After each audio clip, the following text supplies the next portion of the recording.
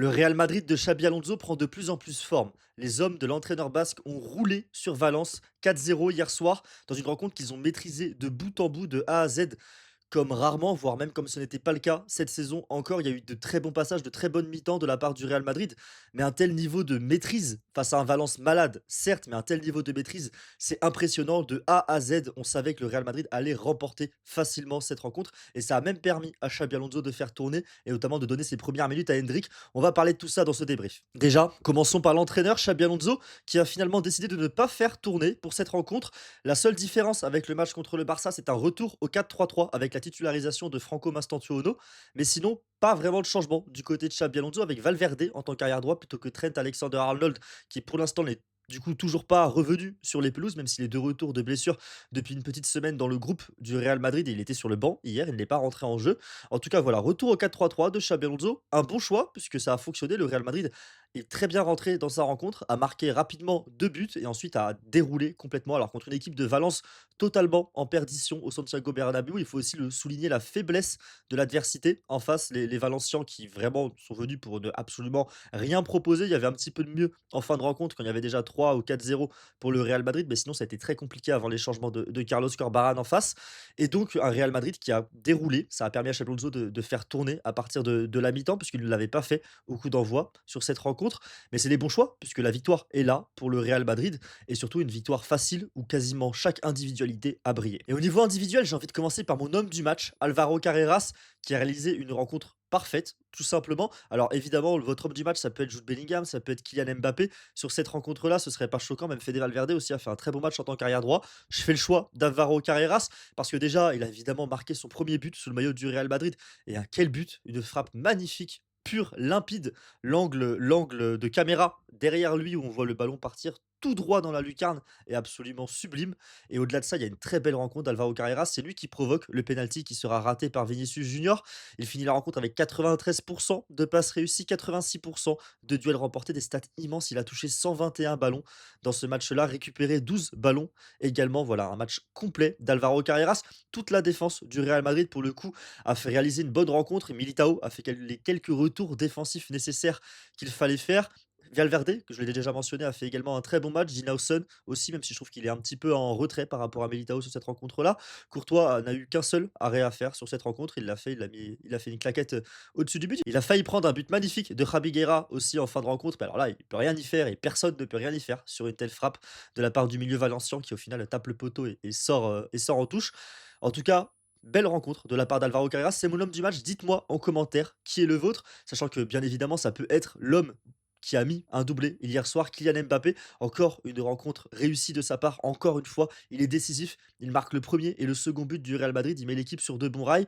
Le premier but qu'il marque, c'est un penalty qu'il transforme et qu'il provoque lui-même, parce que alors le penalty est sifflé pour la main, mais si on sifflait pas le penalty sur la main, on peut clairement le siffler sur la faute qu'il y a sur Kylian Mbappé, où il est complètement ceinturé dans la surface alors qu'il a une vraie chance d'atteindre le ballon et de marquer son premier but. Il avait raté son penalty contre le Barça, mais cette fois-ci, il ne se loupe pas. Il prend un contre-pied à Zabala et réussit à mettre le Real Madrid sur de bons rails. 15 minutes plus tard, rebelote, Kylian Mbappé buteur. Cette fois-ci, c'est sur un centre magnifique d'Arda Güler. Un but d'école où on a Vinicius Junior et Bellingham sur le côté gauche et Carreras qui combinent. Ça permet de libérer le demi-espace à Arda Güler qui voit la zone, qui le prend. La passe arrive parfaitement. Arda Güler a du temps, a juste son centre. Pareil, sublime le centre d'Arda Güler. Simple et efficace. Mbappé n'a plus qu'à la pousser au fond. Mais ça reste un très joli but collectif de la part du Real Madrid. Et surtout, voilà, ça montre le sens du but exceptionnel de Kylian Mbappé cette saison, qui est à 13 buts en 11 matchs de Liga. Il est clairement là pour le coup sur des bases ronaldesques cette saison. C'est exceptionnel ce que nous propose le jeune français. Les matchs se suivent et se ressemblent pour Jude Bellingham. Encore buteur, la troisième fois d'affilée. On a l'impression de revoir le Jude Bellingham du début de saison 23-24 qui est décisif à chaque fois. Depuis qu'il est de retour en tant que titulaire, on a senti un switch dans le niveau de jeu de la part de Jude Bellingham. Il y avait la première mi-temps contre la Juve où il était un petit peu perdu sur le terrain, mais depuis, il enchaîne masterclass sur masterclass. C'est exceptionnel.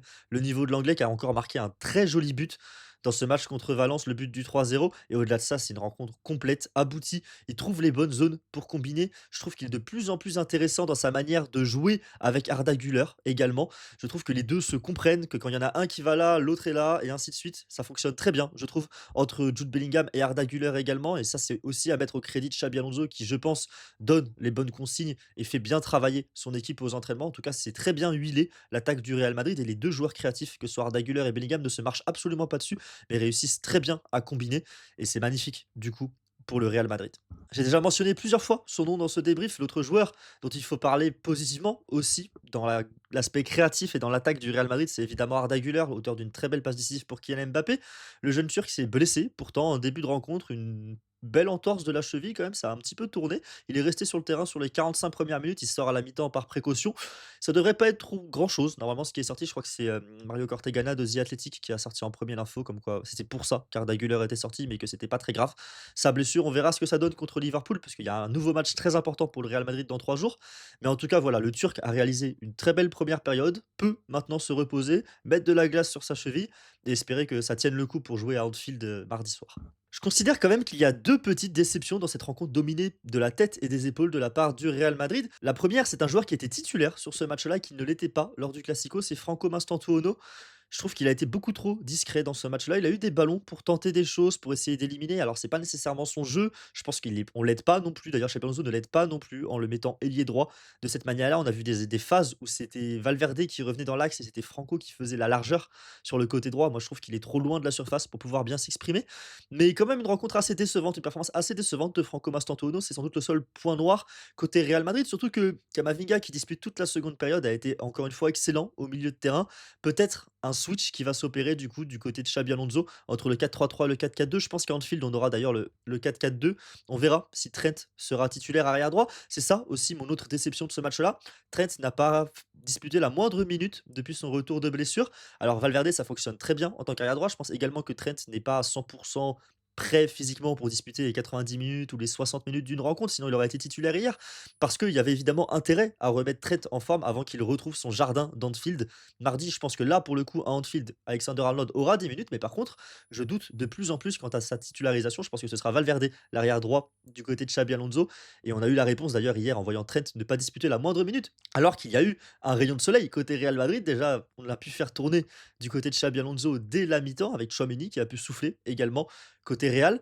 Et puis évidemment, on a vu l'entrée d'Hendrick. Enfin, petit rayon de soleil dans la vie bien terne du Brésilien depuis la Coupe du Monde des clubs qu'il a raté à cause de blessures. Il avait raté aussi la préparation, le début de saison à cause d'une blessure. Et on a vu ses premières minutes, des minutes d'ailleurs très encourageantes en tant qu'ailier droit. Alors ça vaut ce que ça vaut, c'est contre une opposition faible dans un match déjà gagné par le Real Madrid.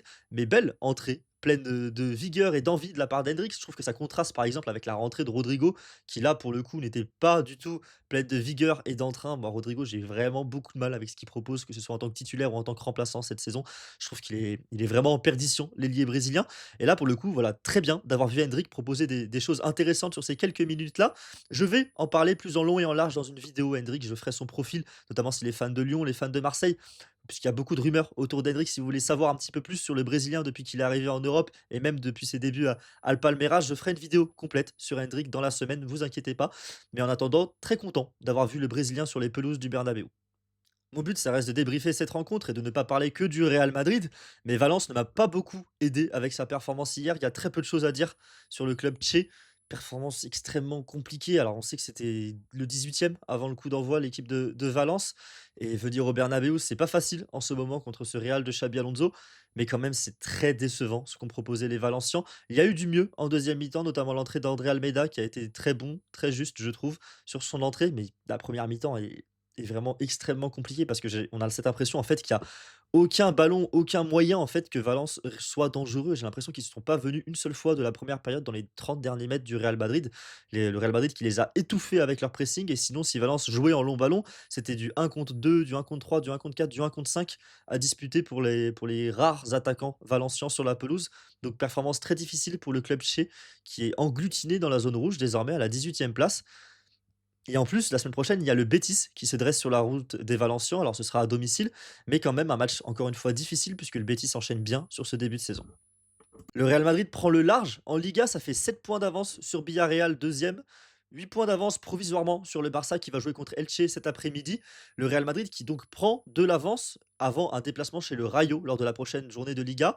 Évidemment, d'ici là, il y a une semaine de Ligue des Champions et il y a Liverpool-Real Madrid mardi soir à 21 h, une rencontre qu'on va débriefer normalement en direct avec Thomas de Chronique Foot sur sa chaîne en live. Une rencontre aussi où on fera un avant-match. Alors je ne sais pas si mon avant-match ce sera une vidéo sur ma chaîne YouTube ou ce sera en live, on verra. En tout cas, abonnez-vous pour ne pas rater les prochaines vidéos puisqu'il y en aura dans tous les cas, vous inquiétez pas. Et évidemment, venez sur la chaîne de Chronique Foot quand on sera en live autour du match contre Liverpool. Et en tout cas, c'est une belle rencontre qui s'annonce contre Liverpool. J'ai hâte d'être mardi soir pour voir ce que ça va donner. Le Real Madrid, historiquement, réussit plutôt bien à Anfield. Ils ont perdu l'an dernier, on s'en rappelle, avec beaucoup d'absents et le penalty raté de la part de Kylian Mbappé. Mais mis à part ça, le Real Madrid réussit quand même historiquement plutôt bien à Anfield. On se rappelle notamment du 2-0, 5-2 à l'époque, il y a 2 ans ou 3 ans, 3 ans, si je dis pas de bêtises. En tout cas, merci à vous d'avoir regardé cette vidéo jusqu'au bout. Pensez à me donner en commentaire votre homme de ce match, côté Real Madrid. Évidemment, je pense que côté Valence, il n'y a pas vraiment d'homme du match à sortir. Pensez également à vous abonner si vous voulez ne pas rater les prochaines vidéos. Pensez aussi à aller faire un tour sur la chaîne de Thomas de Chronique Foot. Après, bon, je pense qu'il a 400 000 abonnés, j'en ai 1000. Donc, il y a plus de chances que vous soyez déjà là-bas que l'inverse. Et puis, en tout cas, de mon côté, on se retrouve très bientôt, notamment pour une analyse sur Hendrik dans la semaine. Salut à tous, ciao.